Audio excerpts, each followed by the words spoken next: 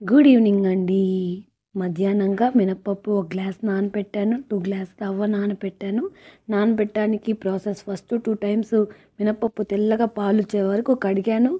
ఆ తర్వాత మినరల్ వాటర్‌లో నానబెట్టాను. రవ్వను కూడా అలాగే 2 టైమ్స్ కడిగాను. మళ్ళీ మినరల్ వాటర్‌లో నానబెట్టాను. ఈవినింగ్ 5 అయింది. మిక్సీకి పట్టాను.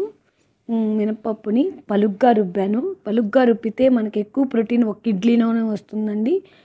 మెత్తగా రుబ్బుకుంటే ఒక 4 ఇడ్లీలు ఎక్కువ వస్తాయి. అంతేగాని తినేటప్పుడు మనం 1, 2, 3 లెక్కనే కదా తింటాము. అలా వేసుకొని తింటాం కాబట్టి పిల్లలకి పెట్టేటప్పుడు 2 ఇడ్లీలు ఒక ఇడ్లీకే బలం వచ్చేస్తది. అందుకని నేను పలుగ్గా రుబ్బుతానండి.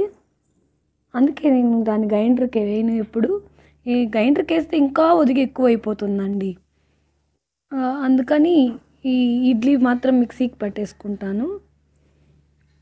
ఇలా పెట్టేసుకొని 1 వీక్ ఎన్ని రోజులు వస్తే అన్ని రోజులు ఈ మార్నింగ్ టైంలో టిఫిన్‌కి ఇడ్లీ పిండి అయ్యే వరకు ఇంక దోస పిండి వేసేది లేదు. ఈ మధ్యలో ఊరెళ్ళి రావాల్సొస్తుంది. అందుకని కొంచెం తక్కువే ఇ ఇ ఇడ్లీ అంటే ఇంతే ఏస్తాను. ఎక్కువ ఇడ్లీ తినరండి. మధ్యలో దోస అడుగుతారు. అప్పుడు పెసరట్టు ఏస్తానండి. మధ్యలో ఏమన్నా దోస అడిగితే పెసరట్టు అప్పటికప్పుడే వేసుకునే పిండి ఉంటుంది గదా! అందుకని పెసరట్టు పెట్టేస్తాను. అది కూడా నాకు 2 డేస్ వచ్చేస్తది. అంటే ఆహ్, మరీ 2 దోసలు ఎవరు తింటారు? 2 దోసలు తింటే పిండేమవుతుంది? అంతకొద్దు చటాకు, చటాకు, చటాకు అందుకననమాట. ఇంకా ఈ పిండి తీసుకొని కొంచెం తీసి పక్కన మిగతాది ఫ్రిడ్జ్‌లో పెట్టేసాను.